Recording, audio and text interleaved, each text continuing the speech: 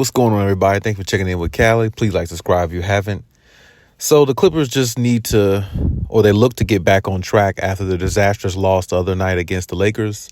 You're up by 21 in the fourth quarter, and you have a meltdown that, happens during the season at times. A lot of people magnified it because it was against the Lakers, and it was the last home game or rivalry home game of them two teams being in the same arena or them playing against each other, because next year, of course, the Clippers will be in, the Intuit Arena, and they'll do away with Crypto.com Arena / Staples Center. They won't be sharing the same building anymore. And that's the last home matchup they had against the Lakers. So it was magnified, especially because, LeBron had a great, fourth quarter himself. And, everybody's going to make a lot out of it because, everybody wants to just side with the Lakers all the time. And they always want to find a way to knock down the Clippers regardless of what they do well or what they don't do well. It's just the way it is, just the nature of the beast. And that's just how it goes. And it just gave people more opportunity to talk about how much LeBron is the GOAT and all these things. But, if you're listening, which, you are, of course, I'm here to tell you, in my opinion only, maybe I might be the only person in the world who thinks this. I doubt I am, but the GOAT is still Michael Jordan. No debate. LeBron is 4-6 in the NBA Finals. Michael Jordan is undefeated in the NBA Finals. Michael Jordan has never been to a Game 7. LeBron's been in plenty of them. And LeBron had to go to Miami to get his first one or two championships before he even thought about becoming the player that's put in the position the way he is now.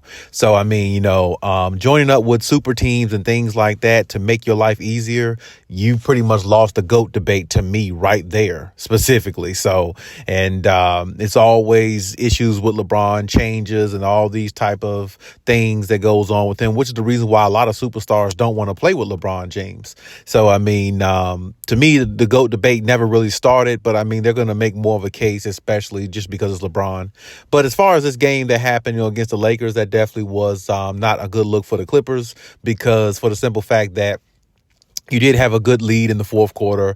And, the thing that scares me with the Clippers, when one of their star players like Paul George is down and Kawhi is by himself, it kind of scares me whether or not when Kawhi sits down or Kawhi gets a little too much rest or he comes back a little cold or something like that, possibly in the game without maybe Paul George being there, even with Paul George sometime. But, what scares me about the Clippers is that's when James Harden and those guys have to step up a little bit more. And, sometimes it just requires you to do a little bit more. And Kawhi had 26 points, 8 rebounds, stuff like that, which is not a bad night. Of course, that's a really good night, actually. But even without Paul George, I think James Harden had 20 plus points as well. But somebody else needed to contribute in the 20 plus point range, within that time frame that can, possibly put them over the top. But it's neither here nor there. The Lakers got the victory and, good for them. They needed it a whole lot more than the Clippers. The Clippers are still in pretty good position, but they have to, fix some things. And with that being said, defense, it starts with defense. They got to be a lot better defensively. They got to talk a lot more. And these are things that Kawhi Leonard implemented after the post game of that game. And along with Ty Lue. And but it comes down to this, we can talk about a lot of things that a team needs to do, but you got to be able to go out there and execute. You got to be able to go out there and do it. Now, I know Paul George is, not around, but there's times where Paul George only scores 15, 16 points in a game anyway.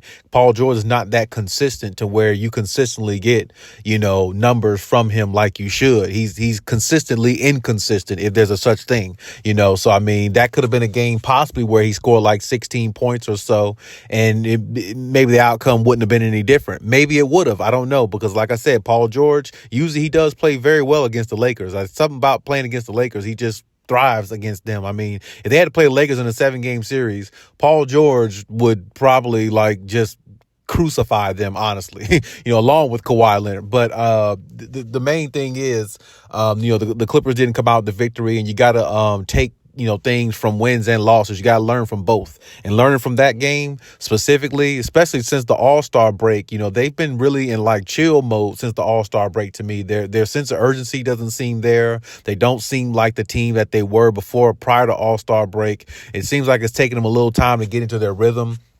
But they have, an opportunity tonight against the Wizards, which, no victory is easy.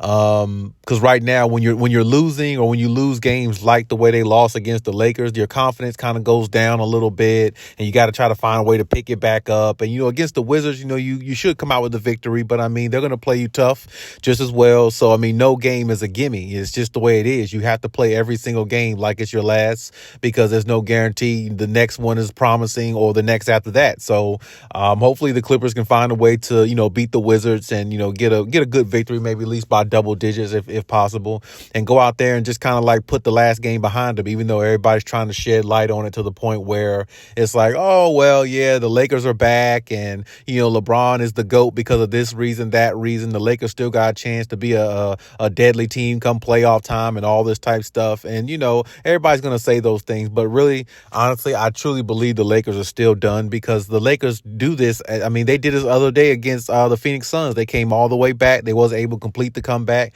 Then they'll win one or two good big games against teams, and then they'll lose a game or two back to back against teams that they shouldn't have lost to. So it's like they're really Jekyll and Hyde sort of type team. So, and they get up and play the Clippers, of course. And the Clippers were, missing Paul George and Zubac. I mean, that's two huge pieces because those are two starting pieces. Those are not two pieces that come off the bench for the Clippers. So, I mean, a lot of people have to take that into account, even though they don't want to. And I understand that because there's no excuses at the end of the day. You got to find a way to win. The Clippers didn't do it. So, oh, well, they didn't. But, they still have, time to get things right and still have time to put things together. But it starts with, tonight against the Washington Wizards. Find a way to go out there and win, get better on the defensive end, communicate on the defensive end, try to crash the boards a lot better and, be as efficient as possible. And that can definitely help the Clippers, back into the winning column.